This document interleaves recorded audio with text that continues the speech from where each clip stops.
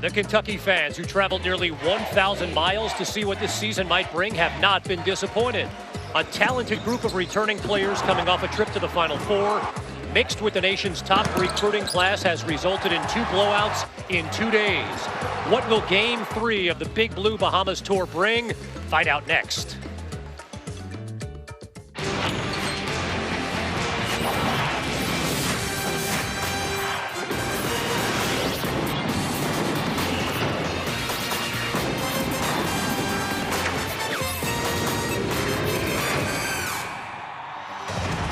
Just another day in paradise. Lexington South, Nassau, Bahamas. The Kendall Isaacs Gymnasium, the site of today's exhibition between the Puerto Rico National B team and the Kentucky Wildcats. Hi everybody, Kevin Connors, Jay Billis, delighted to be with you for day 3 of the Big Blue Bahamas Tour. And if today is anything like days 1 and 2, Jay, Kentucky fans are in for a treat. 2 games against the country's national B team and a professional team from France, and an average margin of victory of 24.5 points, and it is awfully hard to pinpoint just one player to highlight. No question. I'm not sure I could be more impressed with the way Kentucky's played, and with the depth and the talent and the size they've got, and still 2 guys out, Willie Cauley-Stein and Trey Lyles, that aren't playing on this trip. They're not even as good as they're going to be. They've played extraordinarily well. They've shared the ball. They've played hard defensively. They've been all over the glass. It's been really impressive. As we take a look at today's starting lineups, I know that coaches are always looking for improvement and growth. Jay Billis, what will you be looking for today? Well, I think just to continue on and to continue to play hard and play hard together. I think we've seen the same combinations platoon in and out, but they're playing against a team in Puerto Rico, their B team, that did not play well this first game. They got blown out, so I think they're going to look to try to set a tone at the start of this game and play much harder throughout the course of the game. So Kentucky's probably going to face a different Puerto Rico team. You know, the depth of this Kentucky team is amazing, and they're even deep at coach. John Robick is serving as the head coach today. John Calipari says he does not want to coach the team for every one of these games, and so for the 2nd game in a row, he is turning it over to one of his assistants, John Robick, a man who's been with Cal since the UMass days. He joined him at Memphis and now Kentucky, and we are underway. Kentucky wearing the home white uniforms, and there is Cal sitting next to one of his assistants, Tony Barbee. And again, John Robick in charge of the team today. Kentucky starting out in man-to-man. They have played mostly man in the first 2 games of this 6-game stretch, but played quite a bit of zone against Shalom Rem. Great backdoor cut. And the layup by Gabby Bellardo, getting Puerto Rico on the board. Devin Booker will try the 3. Good-looking shooter. The shots have not fallen here in the Bahamas as of yet. And I think they're going to get a carry on Yesrel De Jesus. De Jesus is an excellent scorer, averaged over 20 points per game in the Puerto Rico League last season. Very quick. He's small, but he is very quick and likes to get into the lane. Kentucky with a little bit of a sloppy start, turning the ball over and then taking a quick shot. Puerto Rico much more engaged than they were in the first game that these 2 teams played. Aaron Harrison off the dribble, misfires, fought for by Dakari Johnson on the glass, and it's come down with by Matt Lopez. Puerto Rico has 2 college players that are playing on this team. One of them, number 6, Matt Lopez, who is playing now at Rider. The other, Gary Brown, is at West Virginia. And De Jesus, as Jay pointed out, can score the basketball. He gives Puerto Rico the 4-0 lead. Andrew Harrison right back at it. I'm not sure that Kentucky came quite as ready for a fight as they did in the first game that they played against Puerto Rico, and they're getting a fight right now. The question is, can Puerto Rico keep this up for 40 minutes? Harrison, left-handed layup will count, and he has a chance to complete the 3-point play. Well, Kevin, that's what Andrew Harrison does best. Look at the hesitation when he takes on the big guy off that high screen. You come off a pick and roll as a guard. You don't have to blast off there 1,000 miles an hour. And that was a guard who now is a sophomore after having a very solid freshman campaign, but just not as good as some people wanted him to be. But Andrew Harrison came off there with good pace, hesitated, read the defense, and then took on Matt Lopez, the big that switched off on him, and showed his size, strength, and finishing ability with that left hand. There is the man who is serving as head coach today, longtime John Calipari assistant John Robick. a great X and O coach. Does a lot of the scouting and scouting reports for John Calipari, has for years. And knows the game as well as anybody. We will be joined by John Calipari later on in the broadcast today. Ought to be a lot of fun to chat with him, get his impressions through 2 games up till this point of his Kentucky team and the depth and the star power on this squad. That'll be his 3rd job in 3 days. He's gone from head coach to chief cameraman, and now he'll be head analyst. As Puerto Rico turns it over, we got CalCam trending on Twitter yesterday. If you missed the broadcast, John Calipari, as Jay mentioned, took over the camera here at half court. Look at Jorge Otero, head coach of this Puerto Rico team. Jorge Otero was not pleased with his team's performance in the first ball game here in the Bahamas. They did not play well. When the game got away from them, they kind of checked out. Had a 2-hour practice yesterday where they really tried to get back to what they do best and to focus on really challenging this Kentucky team. But as Harrison stepped on the out-of-bounds line, it'll be Puerto Rico basketball. Well, a summary of that first game, and it was tight in the first half. Again, it was the first game for both of these teams, but for Kentucky, really the first time they were playing together in a game situation as a full unit. With Jay in the second half, they really wore down and took away the will of this Puerto Rico team. Well, their defense, Kentucky's defense, was spectacular in the second half, and the defense taking a little bit of a hit in this ball game. Puerto Rico has been able to get angles to the basket, and Jezreel De Jesus able to drive it there on Andrew Harrison. That's where Harrison's got to step in front. He can't give that straight line drive to an opposing point guard. But thus far in this game, Kevin, Kentucky hasn't moved the ball as well as they've moved it in the earlier 2 games. Now, they've gotten a lot more resistance from Puerto Rico than they did in the first one, but we've seen them pass much better than they've passed thus far. It's still obviously very early, just a couple minutes in. Well, speak to the mindset, Jay, both as a player from your great days as a player at Duke, but also an assistant coach at Duke. What's it like knowing you beat this very team by 25 points 2 days ago to get up for a game like this? Well, first of all, I can't remember what it was like as a player. That's just too long ago. But I think for any team, moving on from a win is harder than moving on from a loss. Losses oftentimes get you motivated. When you win easy games, sometimes getting up for the next game is the harder thing. And we've seen Kentucky now turn the ball over. They have at least 3 turnovers, maybe 4. Poitras attacking the rim. How about the athleticism by Alex Poitras?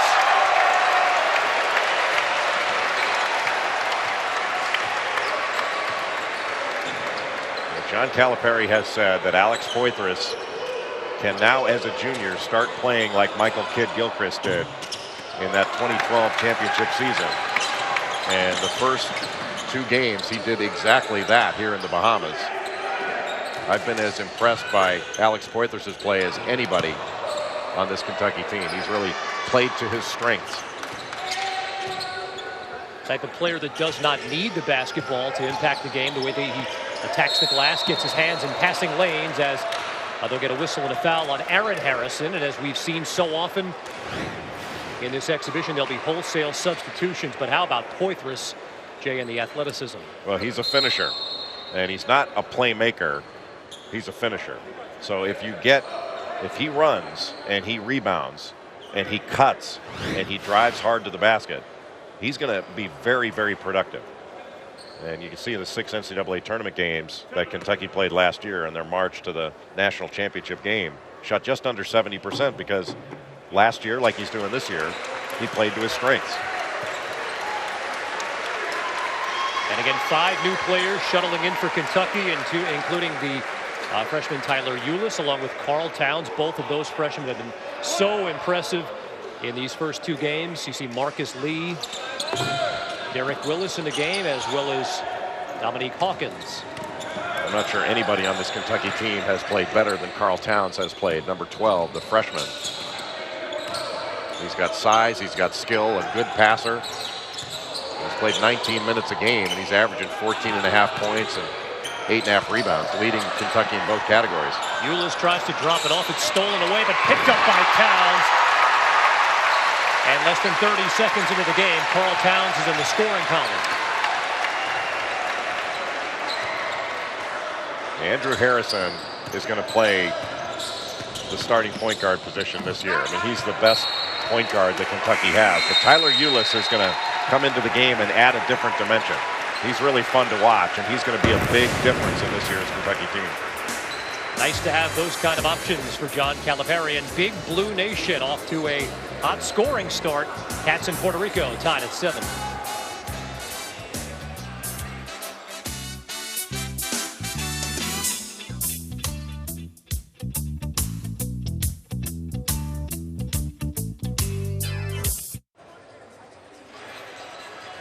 We're back in Nassau, Bahamas, Kentucky, and Puerto Rico's national B team tied at 7 here.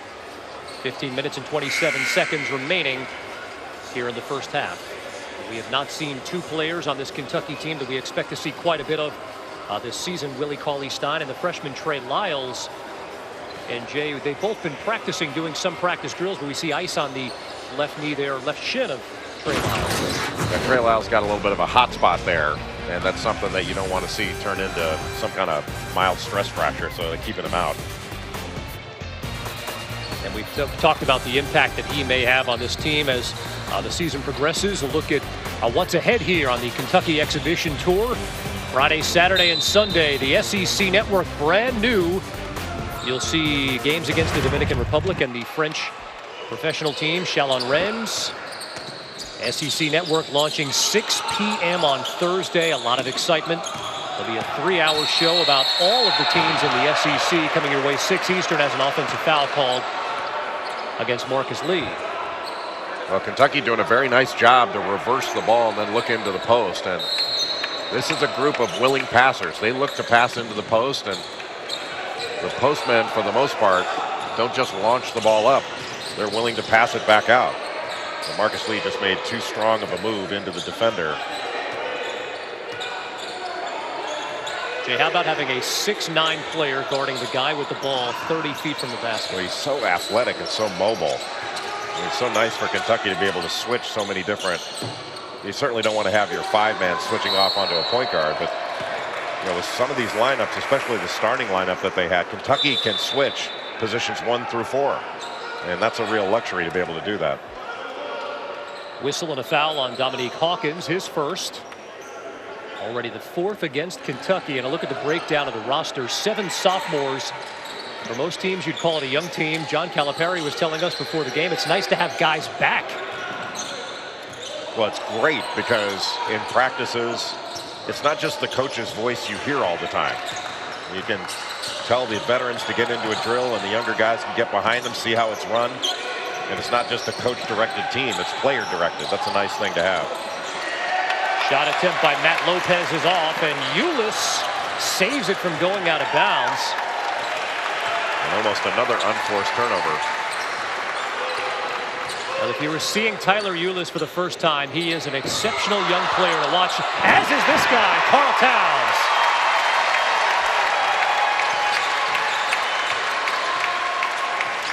Kentucky with some full court pressure.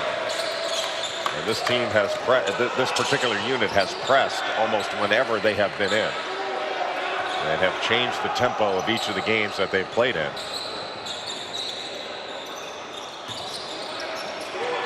Gabby Bilardo picks up the dribble, down to 10 on the shot clock for Puerto Rico.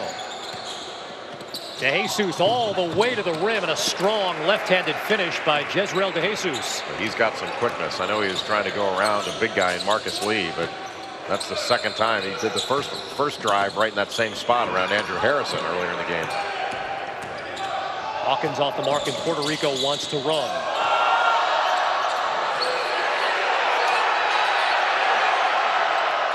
I think the crowd wants to travel.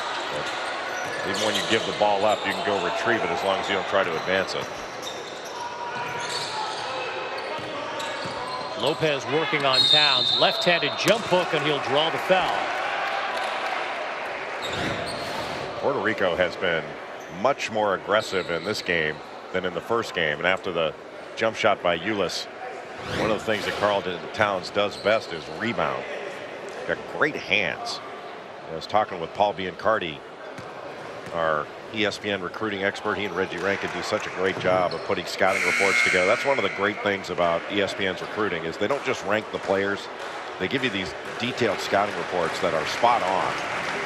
But he really raved about Towns and his understanding of the game, how skilled he is, and what a good passer he is. He moves well.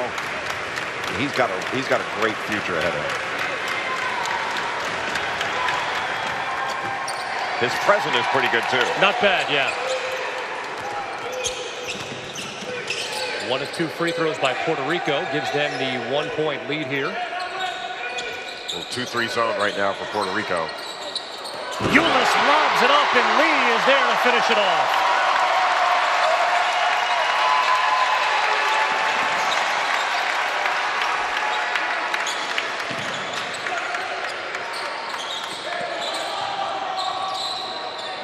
Karl Towns helped make that play just by coming up to the free throw line.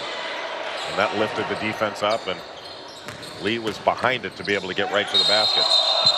Off the drive, Carlos Lopez called for a traveling violation. Jay, I love what you said yesterday about Tyler Ulis. Some guys look, Tyler Ulis sees. Got great vision, and he sees, it seems, a play ahead or at least a pass ahead. Kind of the old Wayne Gretzky thing. It's not where the puck is, it's where it's going to be. And he has a very good idea of where his teammates are going to be and where the action is going to be, and thinks and sees ahead.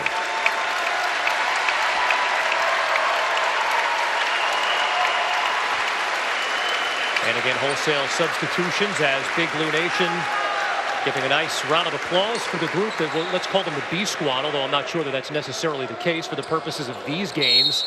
They've been the second unit to come into the game. They've been the unit that has ratcheted up the tempo, and they did it just in that period there. Kentucky went from being down to being up because they pressed full court. They changed the rhythm of the game and really went after Puerto Rico when Puerto Rico was throwing most of the initial blows in this game. Alex Poitras headed back to the free throw line to shoot a pair. 63% free throw shooter from a season ago. He was Kentucky's 6th man, if you want to call it that, last year. Played in 40 games for the Cats. He's been referred to as an energy guy, and I think that's a fair moniker to put on him. But boy, it's hard to be an energy guy. It is hard to bring energy, to play hard all the time, and to give maximum effort. And that's what Alex Poitras has been doing, and he's been really good here in the Bahamas. If that's an indication of the kind of season he's going to have, I think he's going to have a really, really good year.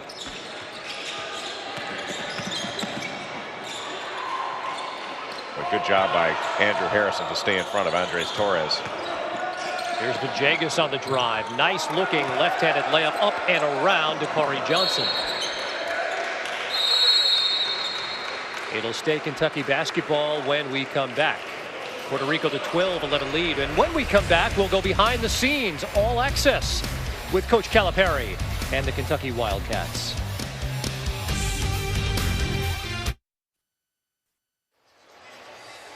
Kevin Connors, Jay Billis back with you from Nassau, Bahamas. Puerto Rico a 1-point lead on Kentucky. They've been playing exhibition games, but this trip is really about learning under head coach John Calipari now as we go all access. Who do I want as a teammate? One, a guy that's positive and upbeat. I don't want a guy that's hanging his head and sulking and bad body language. Is that what you're saying? Really good. What was the second one? Really unselfish. What was the third one? He fights like hell. What was the fourth one? He's in the gym, man. This dude is like crazy. I love it. I'm going to go with him. Maybe he's got something here. The fifth thing, energetic, and he's got my back. Well, let me ask you something. If that's the guy you want to play with, could that be you? Can you be that guy? And Jay, that is part of the message. I mean, it's such an amazing compilation of talent, but to get them to buy into the team concept as we've seen them do through these first 2.5 games is amazing.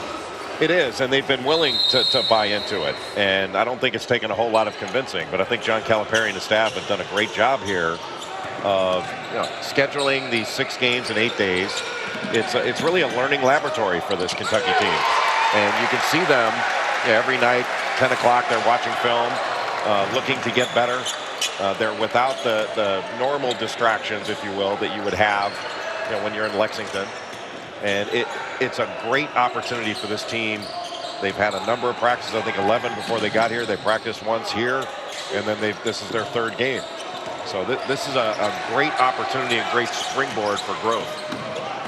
Well, and it struck me when you said Alex Poitras is the energy guy. I mean, on most teams, he would be the go-to guy, right? And you've got a player like Alex Poitras who will in all likelihood one day play in the NBA, to buy into being the energy guy on a team where you've got so many other players who can do so many other things. A little back and forth right now by the players. You can see that Puerto Rico was stung by how poorly they played in the first game. They're trying to show a little bit more fight. There's a difference between showing fight and getting in a fight. Right. And the officials doing a good job of getting in the middle of that, and we'll just get back to playing ball. And this may have been what got it going there. A little bit of elbow to the chops by Andres Torres. So we're clearing space. That happens in international competition. Not everything's laid back here in the Bahamas. Well, you've highlighted it. I mean, this is a team of Puerto Rican players who have played, who all play professionally, with the exception of two who play Division I college basketball. And you're right, a 25-point loss the other day to a group of college players, I'm sure did not sit well with this team. Harrison, 1 of 2. Poitras, the energy guy, following it up for 2. He can bring some things that many other players can't. And when we've talked about playing to his strengths, his strength isn't as a shooter or a guy that's going to get his own shot.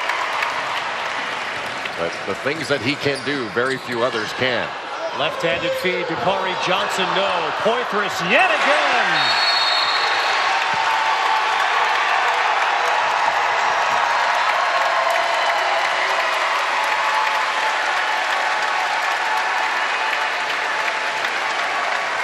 Alex Poitras may be a quote-unquote role player, but he has been a star in his role. And he has been the best player for Kentucky in this game because of how hard he has played. I mean, look at that second effort. He's running the floor. He's defending. He's hitting the glass. He's enthusiastic. So you can sit and talk about saying, well, somebody's a better shooter. He's not the highest draft pick, whatever you want to talk about. He's been the best player because of how hard he has played. And Jay, that has to be infectious, right? I mean, if you're a younger player on this team, Poitras is a junior, he's one of the elder statesmen. If you're a younger player and you're seeing him go after it like that, that has to rub off on you. I think that's a great point, that it's contagious, that if you see those around you, your teammates sacrificing, you are more likely to join in and sacrifice. If you see others playing hard, you are more likely to play hard. If you see others showing mental and physical toughness like Alex Poitras has showed in this game, you are more likely to join in. Absolutely.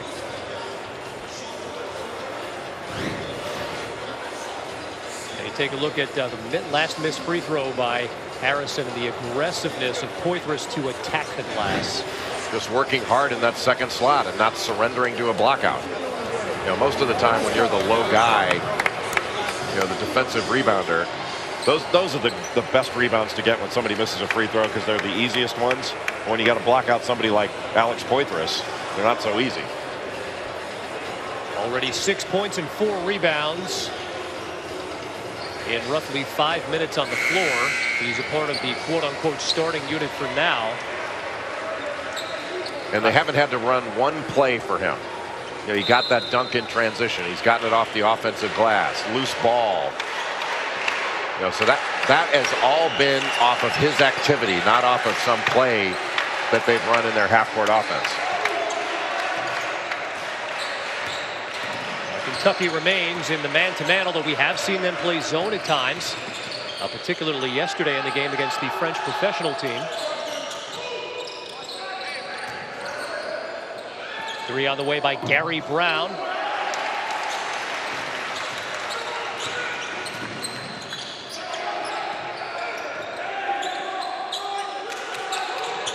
Slow start to this game for Kentucky, but they picked it up in the last 4 or 5 minutes. They've been a little hesitant to pass the ball. I mean, they know where to pass it. but they've been a little bit hesitant. 3 on the way by Harrison. Off the mark, and it's Brown who comes down with it.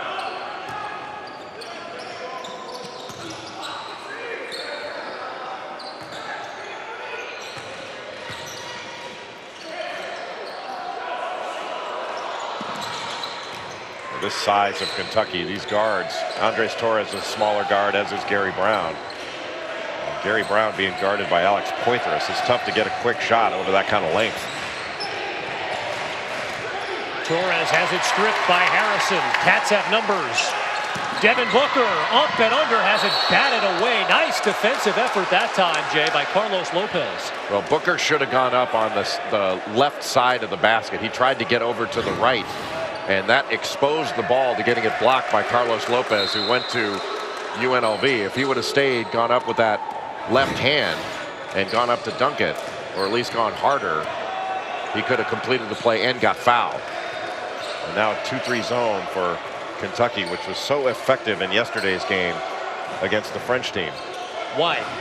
Well, because of their length. Well, it changed the tempo of the game yesterday. But I didn't think the French team handled it very well, and that's not a good start for Puerto Rico with the way they handled it. Puerto way off the mark as we're under 10 on the shot clock. Down to 6. Baseline jumper by Matt Lopez doesn't go, and now the Cats again will try to push. Harrison right down the lane.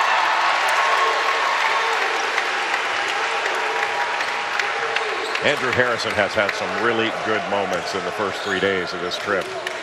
You asked why the zone was so effective yesterday and why it has a chance to be effective today. One is the size and the athleticism of this unit, but the other part is, it's the summertime, and I'm not sure that Puerto Rico spent a lot of time on their zone offense, so it's likely to be a little bit more effective just because they're not as prepared for it. Gary Brown misses. Poitras tips it to Harrison.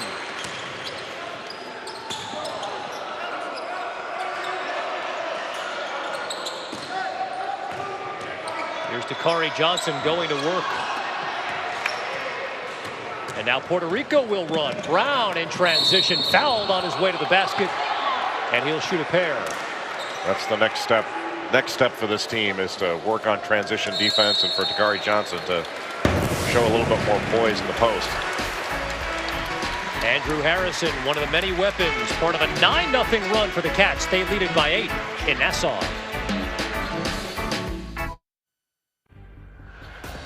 The crystal blue waters of Nassau, Bahamas, and Kentucky, Big Blue Nation, cheering on their Cats today. An 8-point lead, 7.5 minutes to go here in the first half. A reminder that ESPNU brings you coverage of the FIBA Under-17 World Championship quarterfinal. You'll see Team USA take on China Thursday morning, 6:15 a.m. Eastern on ESPNU. The game is also available live on Watch ESPN. Jay, if you had Team USA's Under-17 team and 84 points today against Japan, congratulations. You're cashing in a 122-38 win in the round of 16 today. And that's following a gigantic win that the United States had over the Philippines, in which they out-rebounded the Philippine teams by 40. You get 40 more rebounds, you're usually going to win. Size advantage. And we will chat with the CEO of USA Basketball, Jim Tooley, coming up at the half. Great insight on the state of USA Basketball, as well as the state of Paul George, who suffered that horrific leg injury in the senior men's national team exhibition in Vegas earlier. USA Basketball, the best program in the world, top to bottom, #1 in the world at every age group, and for a time held the gold medal in every international competition, both men and women, from top to bottom. Amazing. And I know your former coach and former boss, when you were an assistant at Duke, Mike Krzyzewski, the head coach of the men's senior team, has some decisions to make. And it's not going to be like years past, Jay. There's no Carmelo Anthony on this team, no Kevin Durant, no LeBron James. Not that the cupboard is bare, but you don't have those megastars to choose from. It's more like 2010, where they took a very young and inexperienced team. I think it was to Turkey for it was called the World Championships back then. Now it's the World Cup of basketball. But in the rest of the World Cup is the most important basketball event. For us in the United States, it's the Olympics, but for the rest of the world, it's the World Cup. And we send our best players to the Olympics, and somehow our best don't seem to go to the World Cup. So it's a challenge for us. As Derek Willis drills a three, Cats lead is back up to 9. That was well-run offense. And there's defense. Ulis forcing the turnover. Tyler Ulis. What a spark plug, Jay. Well, De Jesus fell down, but one of the reasons he fell down was because of the, oh, look at that screen. That's got to be called out by Marcus Lee. Carlos Lopez just took out Tyler Ulis. That's one of those where the big guys feel really bad about it afterwards. Ulis lobs it up, and Willis.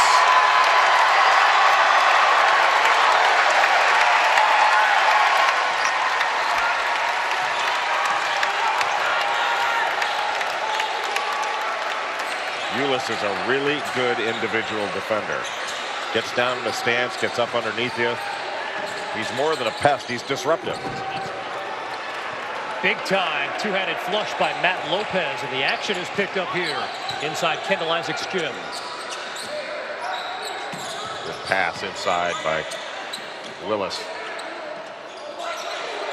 And now the ball is moving like it did the first couple games. Hawkins was too strong, but Marcus Lee grabs the rebound, and he'll earn a trip to the free throw line. Jay, this is a learning experience for Kentucky basketball in more ways than one. Well, the learning experience isn't so much for Tyler Ulis because he's guarding the ball. He can't see what's behind him. It's really for Marcus Lee. He's got to be up there calling that screen out. And if his guy can't hear him, then he's going to have to maybe take a foul to knock the screener out of the way. You can't let somebody take your point guard out like that. But to his credit, Ulis just popped right up and made the next play. Didn't change the expression on his face. The lights went out for a period of time, but they clearly went back on quickly. After you let your point guard get taken out like that, the look that they give you, I mean, it's kind of like when your parent is upset with you. They don't yell at you. They just look at you and you know how disappointed they are. Come on, man, call that thing out. Exactly. Well, you have to imagine, not that John Calipari and his staff ever want to see that happen, but you have to imagine that part of this experience when the Kentucky staff drew this exhibition up was to go up against bigger, more physical, more experienced players like they're seeing here. Many of the players on this Puerto Rico team are professional players, and the communication has to be at a different level. As Jay pointed out, you don't want to see your freshman point guard, your distributor, going down like that. Well, against anybody, but you know, Kentucky's getting much better competition than a number of the other teams that have come here to the Bahamas to play this summer. And Pittsburgh just left here. They won their games by an average of 51 points. Now that's great coaching by Jamie Dixon, but the level of play wasn't the same as Kentucky's facing here. Towns is tripped up, turnover by Puerto Rico.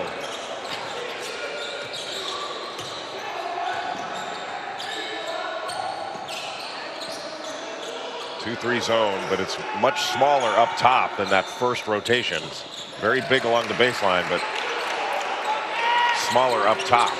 So Puerto Rico can see over and perhaps shoot over of Hawkins and Ulis. Well, a whistle and a foul, and it's getting chippy down low between Carl Towns and Matt Lopez. That was a double foul. Not a big fan of the double foul, but I'm told by a number of officials it's a useful tool for them. But I always think somebody fouled first. Nobody fouled. You don't foul at exactly the same time.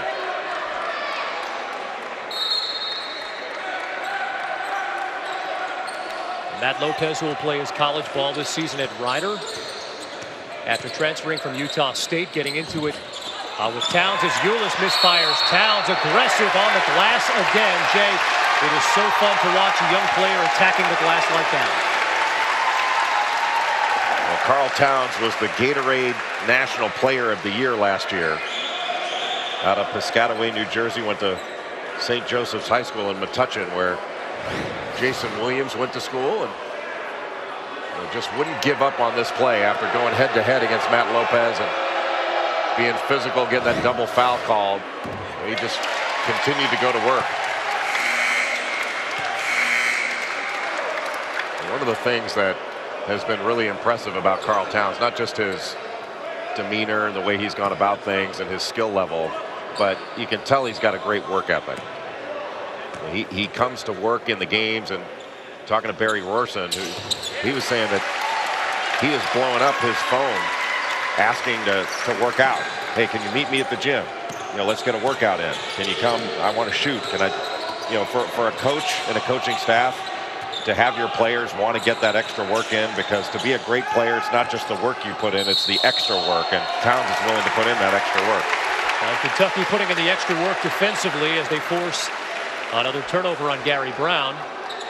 I'm sure Jay, by the way, will quickly point out that, yes, he loves watching Karl Towns, the second best player to come out of St. Joseph High School. Yes, right? I'm sure that Jay Williams would point that out right away.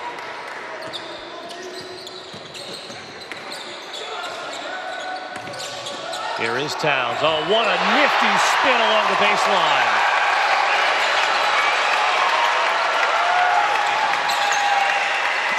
Kentucky bringing the pressure. Brown gets it back, and now a 3-on-1 sloppy pass, and here comes Ulis. Hawkins lobs it up, and Willis there to finish once more.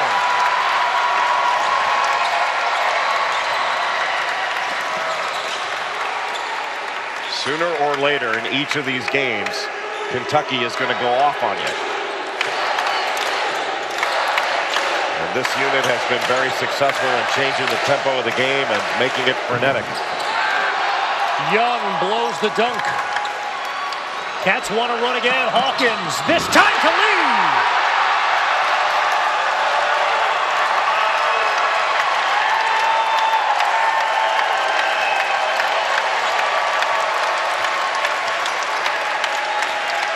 Not sure SportsCenter has enough time for all these highlights.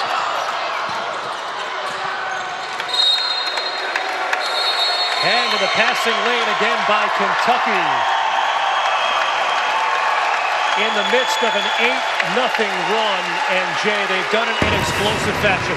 And they've done it with defense. The great move in the low post. And how about Kentucky continuing to go to Karl Towns when he's hot, but in transition. Derek Willis and Marcus Lee. You know, sometimes you throw it up there, more than one guy's going after it.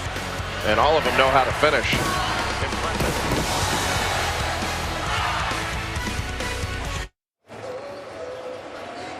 Kevin Connors, Jay Billis, and our entire ESPN U crew here watching Kentucky open up a 17-point lead on Puerto Rico. They've gotten it done with talent in Lexington. And Jay, this last 2-3 minutes has been fun to watch. Well, a top 10 nominee. It's one of about 7 or 8 plays from this game thus far in the first half. Still 3 minutes to go before halftime. And Kentucky, you can see with the outstanding recruiting they've done. That's a lot of 1s and 2s there. To have 6 recruiting classes and finish no lower than 2nd in the country means you're going to have enough talent to be able to compete with anybody. And Kentucky has done an extraordinary job of winning games over the last 6 years under John Calipari. I didn't think it was possible, frankly, with that many young players to do what they've done. It's been remarkable. Well, we've talked about it throughout the broadcasts. 9 McDonald's All-Americans on this team alone. Now, Duke has 9 McDonald's All-Americans as well. Most leagues don't have 9 McDonald's All-Americans. Another alley-oop, and it's Poitras on the receiving end this time. Well, the Big 12 Conference has 7 as a conference, 7 McDonald's All-Americans. The Big 10 has 6. Kentucky has 9 on this team. You could divide this team in half. Now, with Trey Lyles and Willie Cauley-Stein available, I'm talking, and you would have 2 top 20 teams. I really believe that. That's how talented this team is. The one thing that Kentucky may not have in as great a number as they've got everything else is it's not a great perimeter shooting team. Aaron Harrison is a terrific shooter. Devin Booker is a terrific shooter. I think Tyler Ulis can make open shots, but it's not a great knockdown perimeter shooting team. But when you see the size they've got, the fact that they can play inside out, that they shouldn't have to take challenge jump shots, I don't think that's going to be a big problem. They didn't have a great shooting team last year and got to the national championship game with a legitimate chance to win the whole thing. Young on the drive. Second effort by Vajegas, who has not scored it like he did in the first game. It'll be Kentucky basketball. Jay, because Kentucky, I mean, we're really finding a wart on this team as you take a look at some of the notables who play here for this Puerto Rican team. Because they don't shoot it necessarily as well as they do other aspects of the game, will that change the way teams will defend them this season? Sure. I mean, some teams will try to play more zone because of the size that Kentucky has, but then you're talking about in the zone having to protect the offensive glass. And this is a team that can really offensive rebound. So it's not just the initial shot, it's the second shot you've got to worry about. So your first shot defense against Kentucky can be really good. But if you don't clean it up, you're giving up a high percentage second look. And this team really goes after the offensive glass. Three-pointer by Villegas, who was the top scorer for Puerto Rico. He has really not gotten going in this one. Kentucky a 19-point lead. Make it 22 after another three by Aaron Harrison. Aaron Harrison made that shot. It wasn't a good one. It was off one pass under duress. That's one of those shots where if he missed it, I don't think his coaching staff would have been very happy with him for taking it. But basically any shot you make isn't usually that much of a problem. Jesus drills the three and then a whistle away from the ball.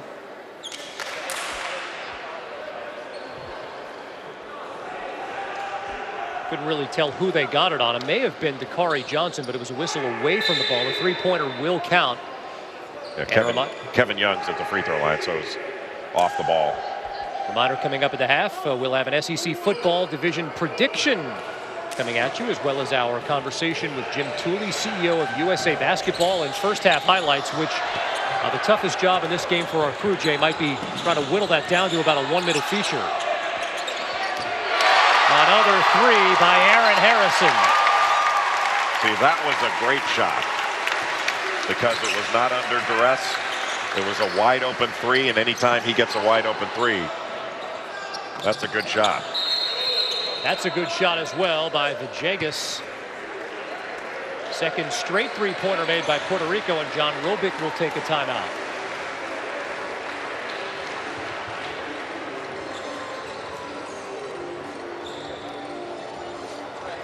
Well, a reminder that the SEC Network launches Thursday, 6 p.m., and you'll see the first live game broadcast come your way on Friday, 1 Eastern. Dave Neal is going to take the headset from me.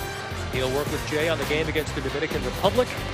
Ought to be fun to see that roster. Edgar Sosa, former Louisville star, as well as Francisco Garcia, former Kentucky star, Eloy Vargas on that squad as well, along with one of the really good international players, Jack Michael Martinez. You'll see games Friday, Saturday, and Sunday on the SEC Network, 1 Eastern. Well, it looked like Puerto Rico had come prepared for a fight in this game. Really started off well, but Kentucky just ran straight past them. Now, that was the questionable three because it was under duress from Kevin Young. This one a much better shot in rhythm from his brother Andrew. And when Aaron Harrison takes an open three in rhythm, well, he can really drill it. And the three shots, huge shots that he hit in the NCAA tournament last year against Louisville, Michigan, and Wisconsin. Just phenomenal. Most players don't get one of those in a career. He got three of them right in a row. Johnson against the zone, dropped it off to Poitras, who is fouled on the dunk attempt. Jay, you made a great point during the game yesterday that in many instances this season, especially in the early part of the season, Kentucky's main motivation may not necessarily come from the other team, but the other unit.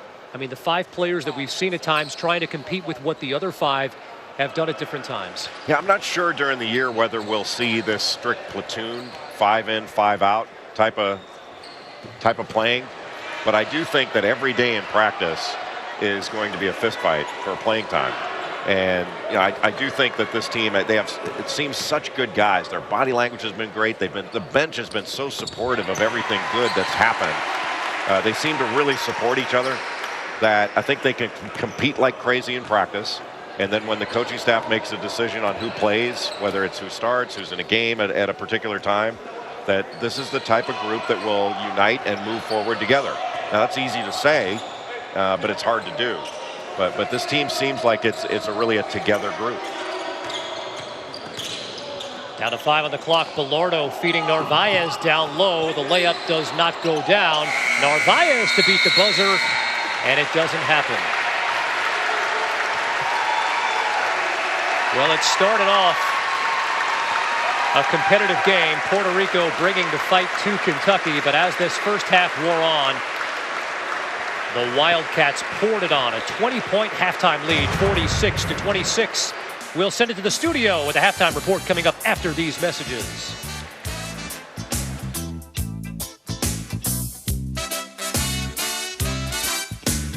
Welcome into the studio. Matt Chick along with college football analyst Tom Luganville. Basketball on the minds for some in the Southeastern Conference, watching Kentucky basketball today, but football on the minds for most. That season just around the corner. And when it comes to the Southeastern Conference, who do the experts believe will take that East Division? In terms of our ESPN Football Power Index, no, it's neck and neck. Georgia and South Carolina. How about the Kentucky Wildcats entering their second season under head coach Mark Stoops? So you're saying there's a chance, 0.9%. But there you see Georgia and South Carolina. Missouri, last year's East Division champs, with a 7% chance. So there you see the metrics here, Tom Luganville. Give me a surprise team that you think could take this division. Without question, it's the Florida Gators. I don't think the injury bug and that lightning rod can strike twice in one spot. There's no way they could have the things happen to them that happened a year ago. You're going to have a revitalized offense. I think Jeff Driscoll will be at his best. Only one true stiff road contest, and that's at Alabama. Get LSU at home, South Carolina at home, Georgia on a neutral site. This is a team that's got depth and talent. It might be Will Muschamp's best overall team. And as you look at the East there, and you saw that with Kentucky, they're going to be a better football team this year. May not necessarily be reflected in overall wins and losses from a year ago. But year two under Mark Stoops, you've got a lot of energy. They know their players more. They've got some veterans returning. Hopefully he's going to have more athleticism at quarterback.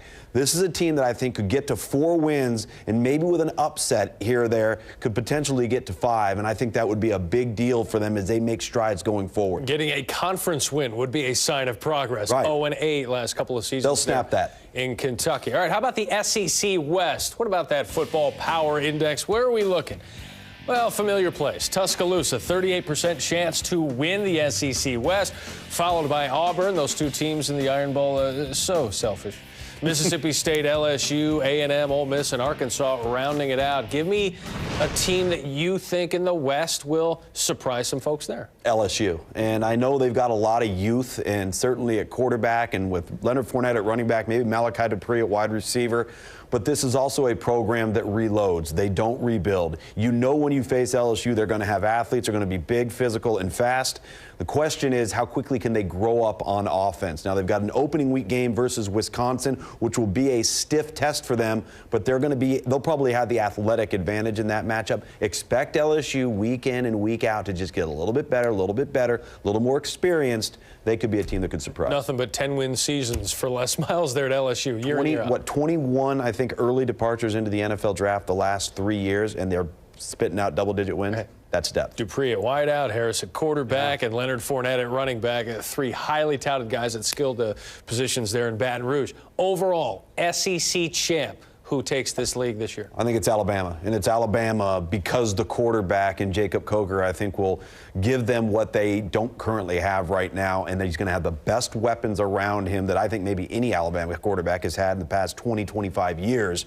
At wide receiver, at tight end, in the backfield. I think they're going to develop up front nicely. And on defense, they're going to have some youth in the back end. But I like this football team. And the last time an Alabama team came into the season hungry with a chip on their shoulder, they won the national championship. They certainly did. The Southeastern Conference may have seen its national championship streak end last year, but it doesn't look like there's any end to the dominance in sight.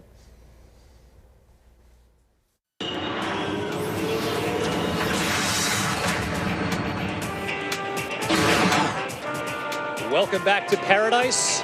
Nassau, Bahamas, inside Kendall Isaac's Gymnasium. We're at the half. Kentucky taking on the Puerto Rico National B Squad. Kevin Connors delighted to be back with Jim Tooley. He is the CEO of USA Basketball, been in charge since 2001. Jim, it's great to have you here. You've been a part of USA Basketball when there's been a major culture change, and I don't mind telling our audience that you, along with Jerry Colangelo and Mike Krzyzewski, have been a major driving force behind that.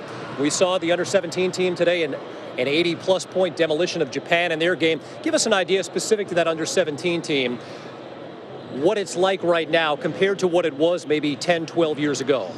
We have great continuity within our program. It starts at the top with the great program we've had since 2006, a national team program, a pool of players, and that has trickled down to the younger players and the younger age groups.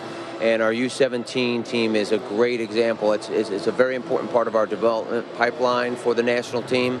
And you're going to see some of these young players in a few years beyond this national team. How about the state of USA basketball as a whole? You mentioned to me that at every single level, Team USA is ranked #1 in the world. That's correct. We're very fortunate right now that we're #1 at every level of FIBA, from U17s, U19s, men and women, boys and girls, as well as Olympic champions and world champions as well.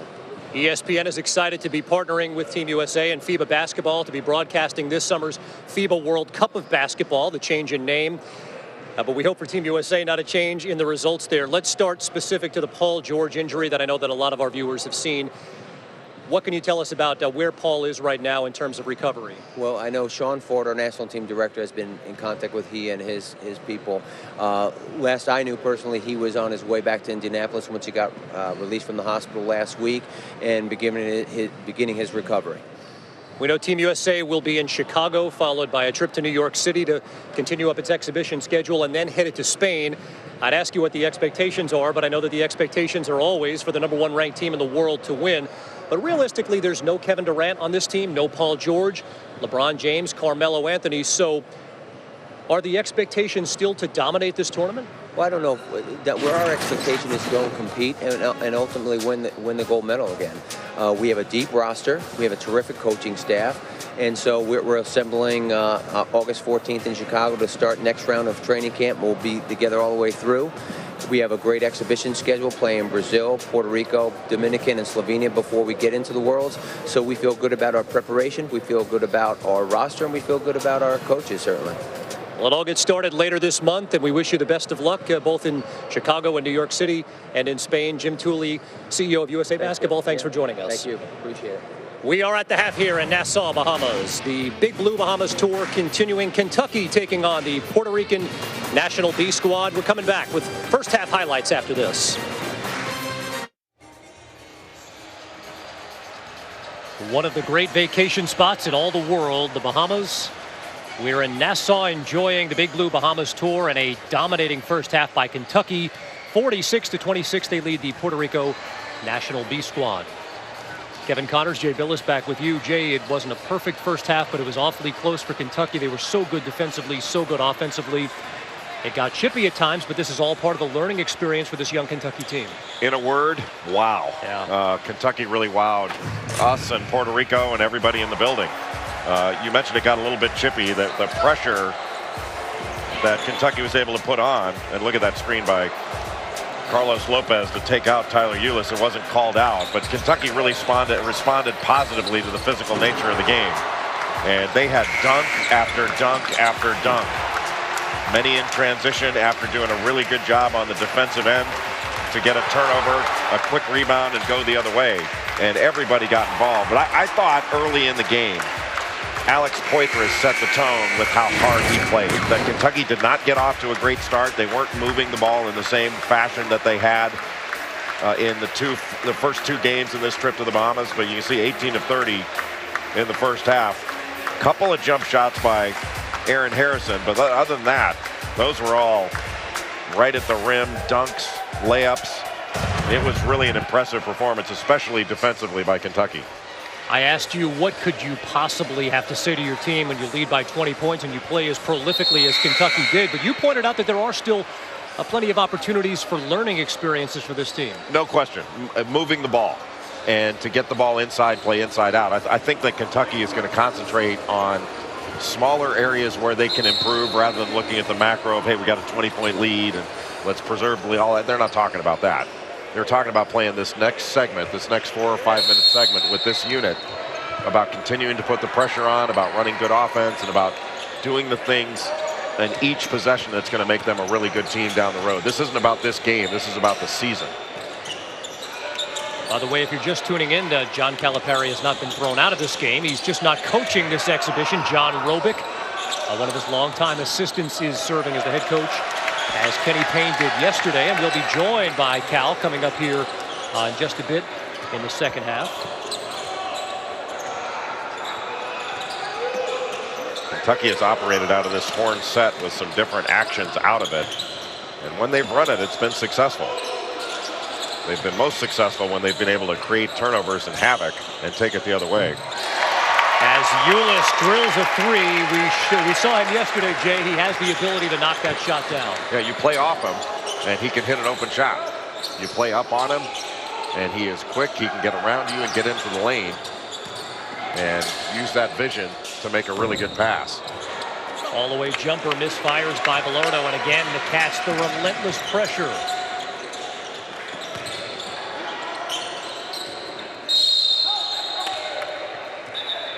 Kevin Young and Marcus Lee going after it.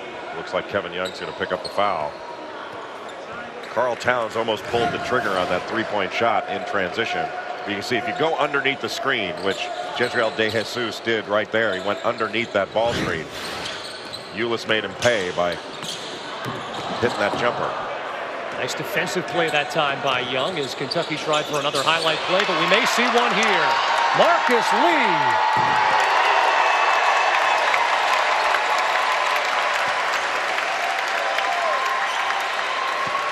Kentucky going to keep up the pressure, at least with Tyler Ulis. He can pick up 94 feet on every play. He doesn't have to play 40 minutes, so he can really go after it. Boy, the Jagus has it battered away, and Jay, there are times where it seems like there's 6-7 defenders on the floor for Kentucky. Well, their length and athleticism is really remarkable. And I know we've said it a number of times, but it bears repeating as Marcus Lee makes that steal to take it the other way. But this is without Trey Lyles, the freshman, and Willie Cauley-Stein, the junior. Right. I mean, to your point, the fact that they're doing it defensively without the guy who, in Cauley-Stein, is their best defensive player, and the freshmen are playing so well, and Lyles is the highest rated of all the freshmen. Well, that's the thing. As good as Kentucky's been, and they've been very good, they can be better. I mean, you'd almost have to be better with Willie Cauley-Stein and Trey Lyles in the lineup. And I anticipate that they will be throughout the course of the year. I mean, to start the year, Ulis almost took that away. He keeps his head right on the ball, and he anticipates. He just brings a different dimension on both ends of the floor.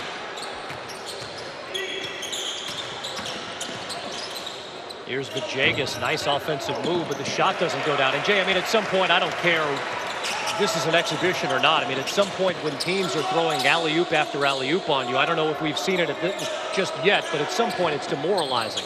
Well, I think it's past that point. You wonder a little bit, though, is, you know, Puerto Rico gave up in the first game. And I would hope they wouldn't do the same thing here. Just look at that move. Downs tries the three. Second effort by Lee comes up short. Kentucky's gotten some second shots, but Puerto Rico has not. It's been 1 and out for Puerto Rico. And when Kentucky's gotten a rebound, they've made quick outlet passes to get out on the break. And Jorge Otero, he would like his team to play better. I'm sure he thinks they're capable of better. But this Kentucky team is awfully good. Bellardo off the mark, and it's Towns there again. 1 and done for Puerto Rico.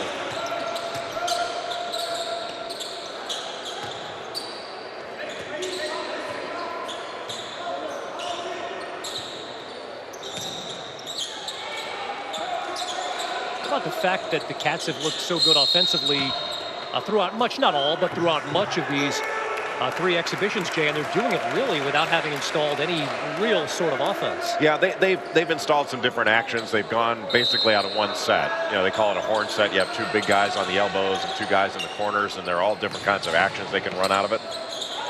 But they probably haven't been as efficient as they can be in their half-court offense, but they've been so good in transition, so good defensively, that they haven't needed to be ultra efficient in their half-court offense. That's something that'll come. I don't think you expect on the 11th of August to be ultra sharp with your half-court sets.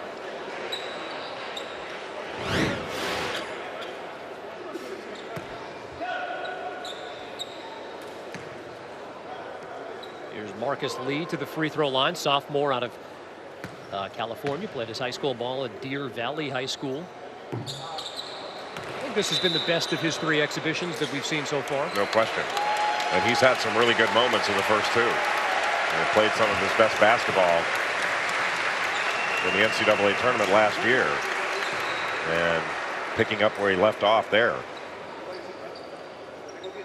One of the 7 sophomores on this Kentucky team, as he will stay in with the first unit here, missing on the second. Poitras remains at the scorer's table as the Harrison twins, Dakari Johnson and Devin Booker, shuttle back in for the Cats. Here's Carlos Lopez, good head fake and a chance to complete the 3-point play. So pick and roll on the open side. The help just a little bit late getting there. Now a 23-point lead here in the second half for Kentucky. When we come back, John Calipari will join us live here at the broadcast table. We're back in paradise. Kentucky a 53-30 lead over Puerto Rico's National B squad.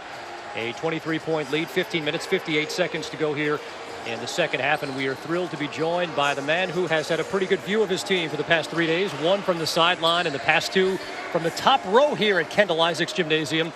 John Calipari, how would you describe, Coach, what you've seen here in the first 3 games? I'm pleased. I'm pleased because they're competing against good talent, and 2, they're sharing the ball. I mean, they're really creating good opportunities. We worked for 10 days on these kind of things, and I said, look, we're not going to be as organized as we want to be, but we're pretty organized. I mean, and that's because Andrew and Tyler, both of them, are doing a great job of running this team. You know, before we got here, you had mentioned, both you and your staff had said, we work primarily on offense. But your defense has been really good, both in man-to-man and the short stints you played in zone. Don't you think this can be a special team defensively? Well, you see that? That's a special team. That's a special team right there making that play. But here's what I would say to you. I never, throughout September or summer, do anything defensively. The season's too long. Right. I want to make them feel good about playing. I want to get them to feel good about themselves. We have enough time for defense.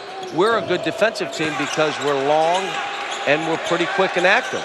So you can make up for it. There's what I want to see Andrew do. Devin Booker drops it off to Dakari Johnson. I want Andrew. He's doing so much better pushing that ball with a speed dribble, throwing it ahead. You know, and I've been pleased. Again, I think our big guys, whether it be Dakari, Marcus Lee, Carl, they've all played well. Right, you've got quick outlets. Look at this pass got ahead. That rebound. Look at this. Quick outlet. Look at that. Oh, man. Who is that kid? That Alex. How much better has he gotten? Well, he's been, you know, we made the point earlier in the game that, you know, we talk about him being an energy guy and being, some people say role player, but he's been a star in his role, and he's been as good as anybody you've had. He's brought incredible energy. Right, and again, our 4 and 3 are basically the same positions. You're seeing him guard guards, guard wings, but I almost need him to start playing a little bit, you'll think I'm crazy, as though he's a 2, because I want him to handle the ball more. I want him more one-dribble pull-ups, getting shots off, because I want him more comfortable. Now, you literally got 4 guards on the court at one time, if we can have that, with him playing that way. And the best thing he's doing right now, one, obviously offensive rebounding, but defensively, he's never played this way. He's never been able to be that active, stay in front of his man, block shots, do the things he's doing right now. A function of being a junior? Absolutely. And you know what? You know, everybody will talk about this one and done or 2 years. Every kid is on their own path. Right. Don't, like I say, it's not a failure that you got to school for 2 or 3 years. It's your path. It's what happens at the end of that path. So, yes, we've had guys go #1 and max deal, but we've had other guys stay 2 years and they're doing well. Other guys stay 3 years. We've had guys stay 4 years and do well. So he was on a little different path, And that's why it's important for me to see he and Willie shine, because it's taken them a little longer. Nothing wrong with that. You know what it is? They're normal. How about that? Normal. They're normal. Guys, let me interrupt for a minute here. Enough of this basketball talk. You know, if the coaching thing doesn't work out, I think that you have a future coach in working as a cameraman. Look at my thumb. Do you see my thumb moving over there? I had no idea what I was doing. The zone, yeah, they're trying to teach me. Look. And I want Norby to understand I need to be paid for that. I'm doing color right now. I want to be paid for this. And we all know how cheap ESPN is. So Norby, I'm looking for the concierge room where you guys are giving out cookies and stuff. I don't even find it down here. What's ESPN doing? Hey, you can't live on our per diem. You know, you've got so many talented players on this team, and as we talked about, we haven't seen Trey Lyles, and we haven't seen Willie Cauley-Stein. What's your biggest challenge going to be as a coach this season? When you have, and I've had to coach 9 and 10 guys before, probably they hadn't been this talented top to bottom, but it's you got to keep anything from sabotaging what we're doing right now, because every one of these players is shining. You don't need 40 minutes to prove who you are.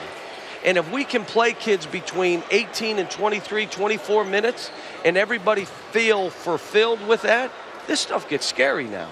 But I told Willie and Trey today, do you see how hard we're playing? Do you see how we're sharing the ball?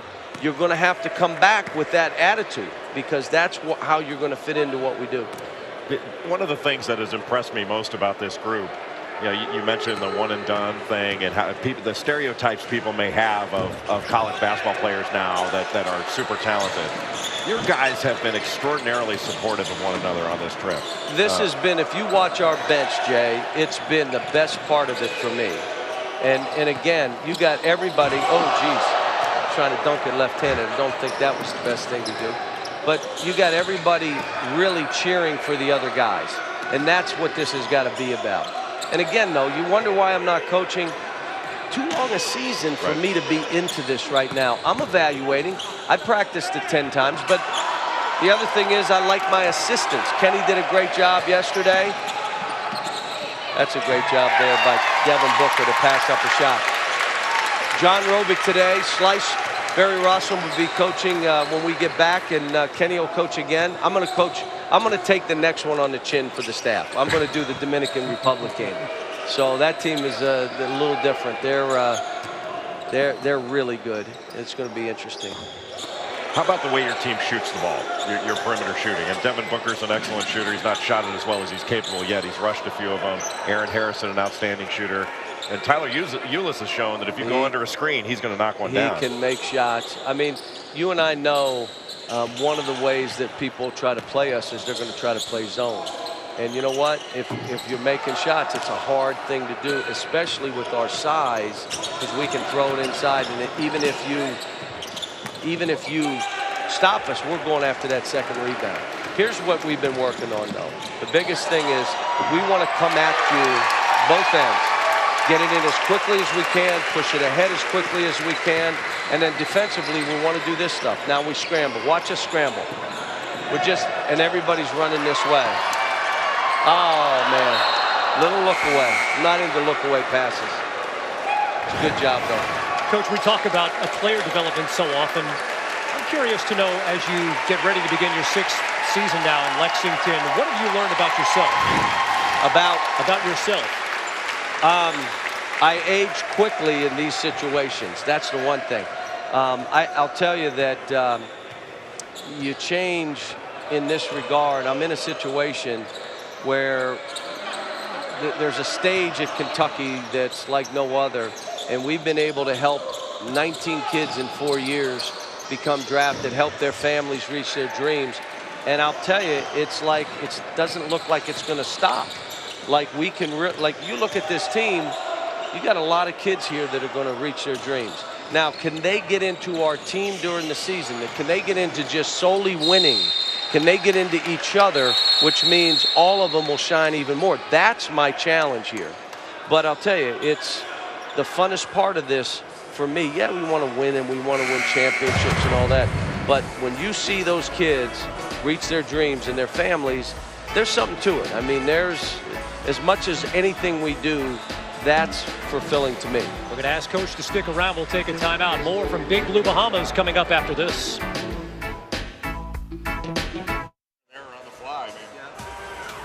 Back in Nassau, Bahamas, Kevin Connors, Jay Billis, and the head coach of the Kentucky Wildcats, John Calipari, kind enough to join us. 63-37, the Cats lead Puerto Rico midway through the second half. A look at the non-conference schedule for Kentucky. We know that the conference schedule will be announced here in just a few days. Live on the brand new SEC network with some of the teams that the Cats will play on the non-conference schedule. Kansas in the Champions Classic.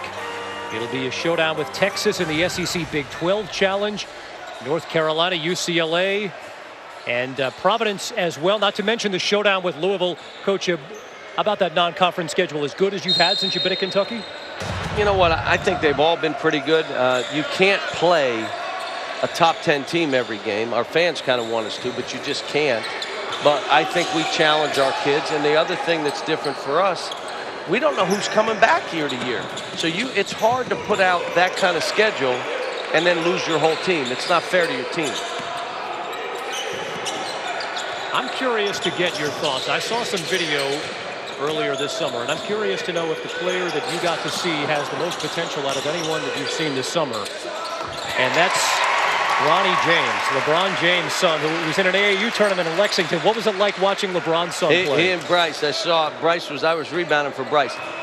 It's funny, their dad was in there coaching them and going nutty. It was fun to watch. You know, it's fun. It doesn't matter, you know, where you're telling the father, don't try to coach your son. It doesn't matter who you are. You're going to try to coach your son. And believe me, he was coaching his son. Move, Ronnie, move. Cut, give him the ball. It was funny. John, what kind of dimension does Tyler Ulis bring to the team? I mean, he's a smaller guard, but he can really change the game with how he can pick up full court and get up underneath you and pressure the ball. And he'll deliver balls for shots and really change the complexion of what everybody's looking at. There's a nice pass. Nice left-handed throw. You know what's amazing with Derek Willis? He throws the lob better with the left hand than he does the right. If he gets it to his left hand, he can do it. But what Tyler does, how about when you go to the bench and you're bringing him in? There's not a drop-off. It's a step up, and it's a step up in energy. It's a step up in you know he's going to go play. Watch him push it. Watch this. Watch him push. Watch. Give it to the guy. That's what he does. You know, he's going to give it to you in a place where you can score. You know what your team does? Everybody runs like crazy because you think you're getting the ball. I was saying yesterday, it's a 5'9" ball of incentive to run the floor because he's going to get it to you. Yes. And Andrew's doing the same now. You know, the thing with Andrew is he can bully you a little bit because of his size. Give it up. Oh, there was a right-handed pass. No look. Yeah. And one more pass. Again, we're trying to get them to have one pass follow another. Pass. That's what we're trying to get them to do, and they're doing much better. By doing that, if somebody's trying to play lanes, then what we're doing is trying to, you know, one pass and drive. Hands were down, Tyler. Tyler's size, got to get those hands up. And Barry Larson, one of your assistants, was saying that was the first drill that you did in your first practice, emphasizing the extra pass, saying one more. Yeah, but the guy without the ball, Jay's got to say that. Right. So as it's coming to me, I know you're open. Into a pick and roll. There you go. There it is. Now look for the ball. That's a great shot there. That's a great read. Now again, I've got 2 point guards who are terrific. I can play both together. Late in the game, I can have them both on the court together. There are times if I want to change up so that Andrew's ahead to attack, you know, you put them both in together.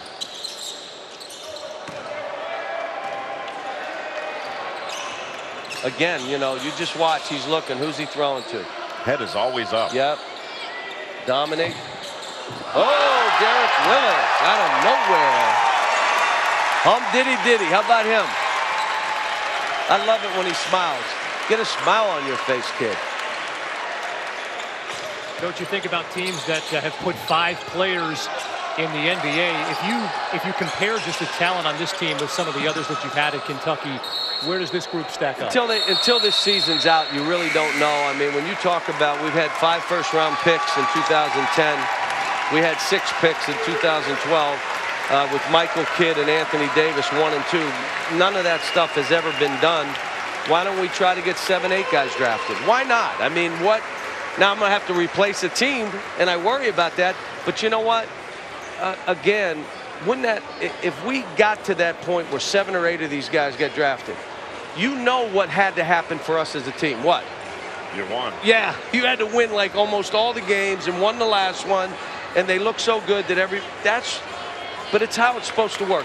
What we're trying to do is kind of, we flip the script a little bit, which is, let's worry about them. Let's develop them, and they will drag us where we're trying to go as a program and our fans. And I think our fans have bought in to what we're doing. Hey, 3.0 grade point average for 4 years, graduated 10 players, 3 went to the NBA and graduated, 3. It wasn't at the expense of academics, but it's helping them reach their dreams. Well, it's been a terrific start to this Big Blue Bahamas tour. Coach John Calipari, thanks so much for joining us. Thanks.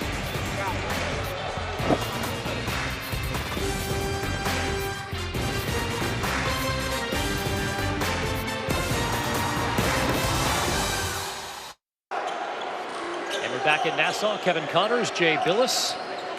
Fun chatting with John Calipari, head coach of this Kentucky basketball team, who is not coaching this one. He's turned it over to John Robick from the get-go. He's been watching this game from the stands and right here at our broadcast table as well, watching his team, Jay, open up a 33-point lead. His 3rd job in as many days. Head coach, cameraman, color analyst. As Poitras just erases that shot by Andres Torres. As we finished up our time with John Calipari, Michael Kidd-Gilchrist came up right behind him, and he had been comparing Alex Poitras to Michael Kidd-Gilchrist, and all of a sudden he just shows up. That's pretty good. How about him saying, I mean, you talk about when we marveled a few years ago when they had 5 players from the same team drafted in the first round, and Coach Cal thinking maybe why not 7 or 8, and it's not crazy to think, Jay, that that's a possibility. Well, it is a possibility. I'm not sure it'll happen, but he's brought in talent, and great player after great player, highly rated high school player. But more impressive than the haul of McDonald's All-Americans that he's had annually has been how he and his staff have got that crew to play together. And that's the hard part. And to get such a young team every single year, and this year's a little bit of an exception. He's got 4 ultra-talented freshmen coming in, but he's got older players, which he hasn't had perhaps since 2010 or 2011. And that allows him to do even more. He's going to have leadership from the players instead of just from the coaches that he has to develop in the players. It's already there to start. And that's a nice head start to have for a really good basketball team. And I think we're going to see really good things from Kentucky, not just because of their talent, but because of some of the other things we're talking about. As Poitras finishes, and you got a chance to see Michael Kidd-Gilchrist on the bench. One of the players in the rotation for the newly named Charlotte Hornets, no longer the Bobcats. Yeah, the Charlotte Hornets going back to the future. Right. They're originally called the Charlotte Hornets, going back to the purple and teal look. And that's a big deal. I mean, that as you well know, you live in Charlotte. Johnson finishing things off. That's a big deal. That city really embraced the Hornets and the success that they had with the Larry Johnson and Alonzo Mourning era. And they'll sell a lot more gear now. But they've done a really good job. Steve Clifford's done a great job since he's been there. Rich Cho coming in as the general manager. They've made a lot of terrific strides over the last couple of years. Went to the playoffs last year.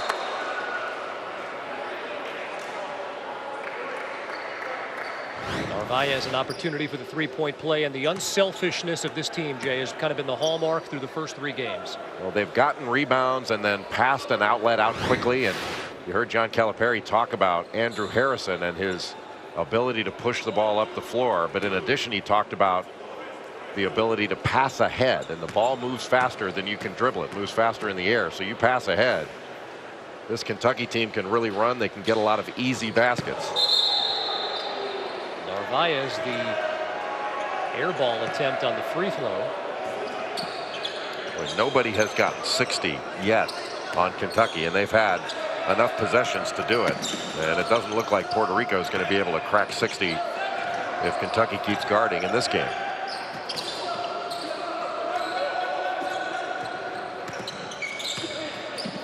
Harrison off the drive.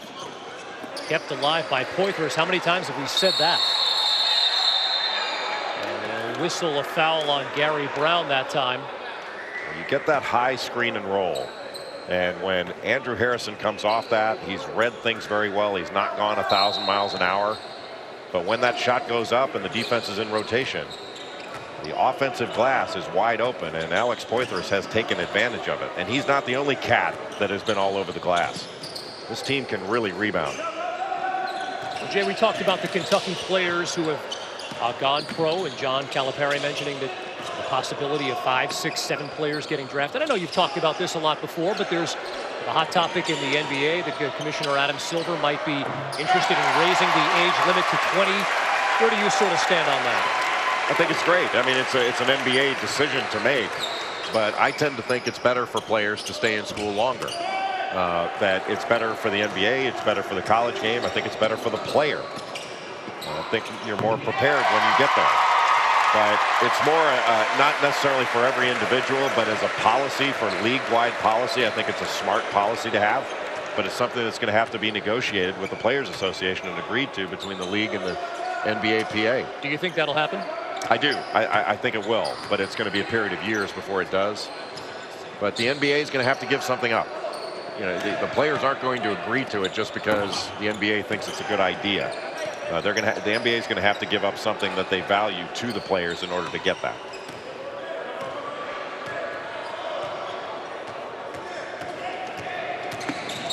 Good job by Andrew Harrison, getting a lot of pressure from Andres Torres.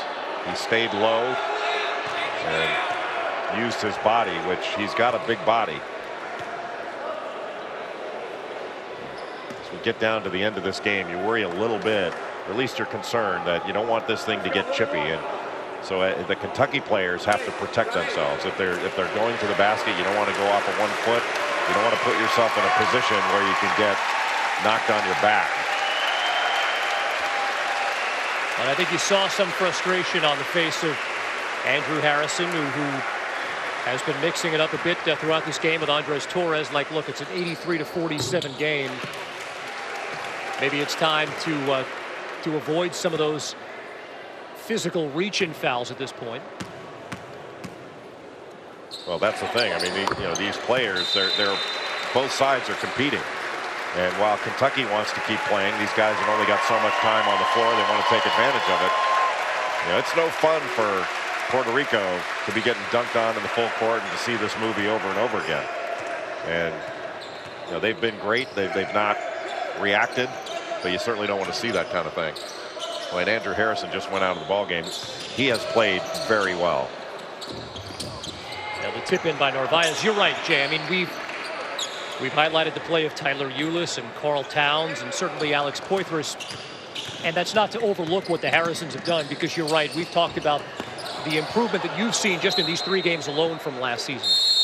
Yeah, Andrew Harrison's the point guard of this team. Tyler Ulis is going to be, in my judgment, going to be the backup. But he's going to bring a lot of great things to this team that Kentucky has not had. I think you're looking at the starting point guard for the Wildcats right there in Andrew Harrison. 85-49 as you take a look at Nassau, Bahamas. The Wildcats well in control of this one.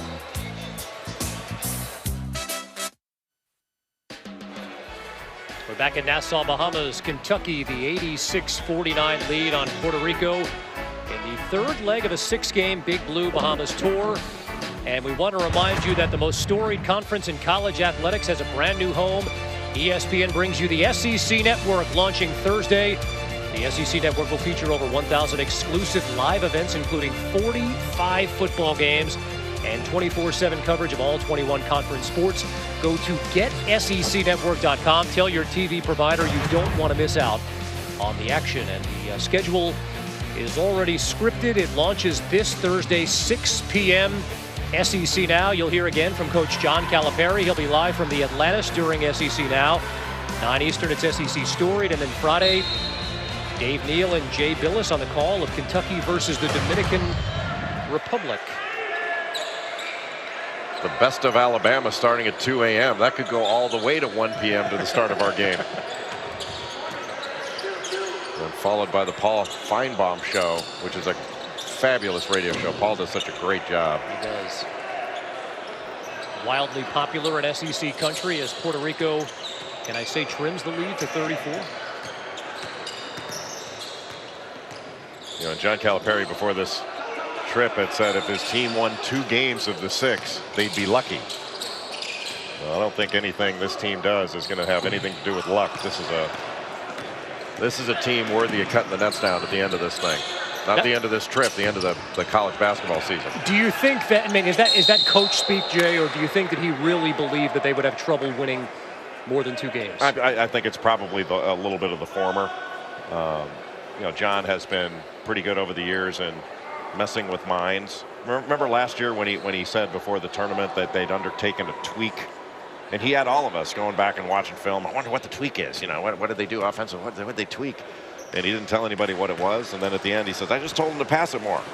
You know, it was one of those things. He had all of us on synergy, looking at tape and going over things, and he loved it. Well, we'll see E.J. Florial check into the game for Derek Willis. Now, I didn't agree that, you know, winning 2 games would be lucky, but I have to admit I did not see Kentucky absolutely dominating everyone like they are. I mean, these have not even been competitive games. They've been competitive for a 3 or 4 minute stretch here or there, or maybe yesterday there was a competitive first half where the French team was within 7 or 8. But over the course of a 40-minute game, none of these teams, Puerto Rico nor Champaign, Chalon, Rheims, have been able to hang with Kentucky in any way, shape, or form. It's been 3 consecutive domination games. Right, we're on the same page. I mean, you know, neither of those teams are the San Antonio Spurs, but to break the will of professional basketball players for a team that's playing in their 3rd game, I think that's the remarkable part of this trip. No question. And when this Kentucky team gets into regular season competition, there are a lot of college teams that are going to have a hard time staying with this team. Most of them. Now, there are going to be a few out there that are going to be able to hang with Kentucky, and if they play really well, beat them. But that's not going to be a very long list. And Kentucky's going to have to help them a little bit. Todd Lanter checking into the game for Tyler Ulis, whose day is likely done.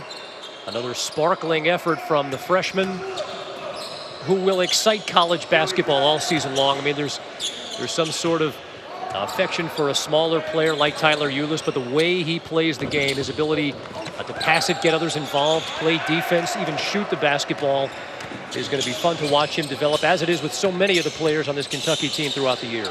Yeah, you pointed that out, the affinity that people seem to have for smaller players. That I've always hated the discriminatory attitude that folks have for the bigger player like me. It was totally unfair. And that's carried over in the broadcasting, right? Yeah. It has. I think that the public prefers the smaller broadcaster, and it's totally unfair. Todd Lanter drills a 3, and Big Blue Nation responds to that. Todd Lanter, E.J. Florial, those guys every day in practice give the same effort, and the walk-ons do a tremendous job. It's nice to see them get rewarded in game time. Florial the layup.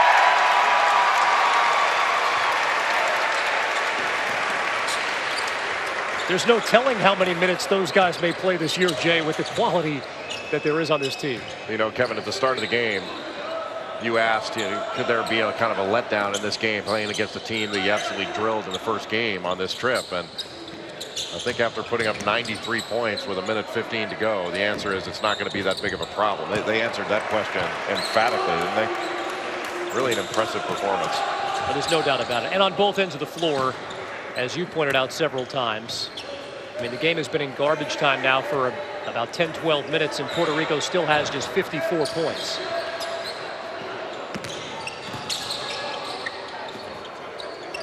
Towns will try the three.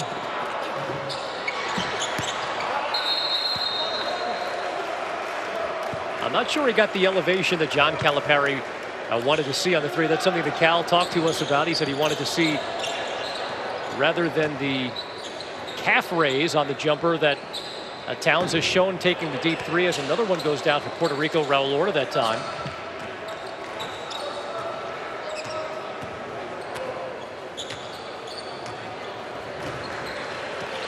This has been almost start to finish. There were a couple minutes where Puerto Rico was hanging with Kentucky, but what a dominant performance by what is and can be a great college basketball team this season. The Kentucky Wildcats are legit. Well, we started the broadcast by saying that it's hard to pick just one or two individuals to highlight off the top of the broadcast, and it was the case again today. Both Aaron and Andrew Harrison were outstanding. Tyler Ulis, Carl Towns, the freshman, providing another spark for Kentucky. Marcus Lee played his best game of the exhibition. And Alex Poythress may have been the star of the game. Another dominant win for the Kentucky Wildcats on this Big Blue Bahamas tour. They're 3-0 now. 93-57 the final. Jay and I are coming back to wrap things up after this. We're back in Nassau, Bahamas. Kentucky easily handling the Puerto Rican National B team. 93-57 your final score. And we are joined now by the former Marian Catholic High School star and now an emerging star at the University of Kentucky, Tyler Ulis, joining us here in the postgame. Tyler, I called it relatively easy victory. How would you describe how your team played out there today? I think we just all came out with a lot of energy, playing together, playing hard, and just trying to, pressure the guards defensively. Jay and I have talked about throughout the three games the unselfish nature of this basketball team. For you as a point guard, that's one thing, but have you been surprised at how well your team has shared the basketball? Yeah, it's very surprising with all the talent on the team. Everybody wants to, go out and shine. But on this team, Cal's been enforcing us to, pass the ball, swing it, and just, if you share the ball, everybody will shine. Of your top 10 players, you've got 9 guys that are 6'5" or better. I'll give you one guess as to who the 10th player is that's under that. It's you. When you come into the game, what's your role? Being a smaller player, you've still had tremendous impact when you're guarding the ball, when you've got the ball. What's your role when you come into the game? My role is just, come in and just distract the guards defensively, get up in them, force them to play faster than they want to, and offensively just, keep everybody involved and run the offense. When you were putting some pressure on the ball early in the game, somebody set a pick in the back court, and one of your big guys wasn't up there to call that screen out for you. You got your bell rung pretty good. Right. You let him know he needs to get up there and call that out? We talked about it. I let him know. He said he had me next time, and it didn't happen again. Tyler, what's it like learning to play with this collection of talent? I mean, there are so many talented basketball players on this team. You guys have made it look relatively easy in 3 games, and it's just the first 3 games that you've played together. What's it been like learning the tendencies of your new teammates? It's great, coming in and learning from guys like Andrew, especially because he's my position, and he was here last year, the way he runs the pick and roll. And it's just great competing with these guys every day in practice. It just gets us all better. Now, this is the second straight game that you're playing without hearing John Calipari's voice in the huddle. Is it nicer to hear that from the assistant coaches? Well, actually, he's been pretty laid back right now. Coach Cal hasn't yelled a lot. He says he's not in his full mode right now. So, whoever coaches us has been great. You've been watching some film at night and some edits from the games that you've played. What have you picked up from those edits that you can put into performance? Just a couple, things I did wrong in the pick and roll situation. How I didn't do certain things in our 2-3 zone. Just, things that they point out to us that we have to come out and do better. What's been different for you, Tyler? I mean, this is now the college game. You've played against a professional French team and now the B squad of a national team. You're not at the high school level anymore. What's that transition been like for you? It's great. I've been in the gym, getting better. Like I said in practice, going against Andrew, he's pushing me every day with a 6'5" point guard, strong, physical. He's just helping me out a lot. And, the transition is just, the game is a lot faster, a lot more physical. And, I'm just really looking forward to the season. You, along with several of your teammates, have been trending on Twitter. I mean, are you prepared for what this season is going to be like with this team, and for you in particular, who has the ability to be one of the emerging stars in college basketball? Yeah, I'm just excited. I'm just ready to get out here and play and show what we can do. Just, show everybody that we're going to play as a team, no matter how many great players we have. Just, try to go out and win the national championship. You played 3 games. You got two days off before you play your next 3-game stretch here in the Bahamas. What are you looking forward to in your 2 days off? We're just, just going to hang around the hotel, go to the beach, go to the lazy river, and just, try to relax a little bit. Well, you've earned it. The way you guys have played these first 3 games, it's been impressive to watch. Thank you. Very well deserved, and another terrific performance by Tyler Ulis in Kentucky's big win. Tyler, thanks for joining us, and enjoy the rest of your time down here. No problem. 93-57, Kentucky. No problem with Puerto Rico today. Jay and I are coming back to wrap things up after this.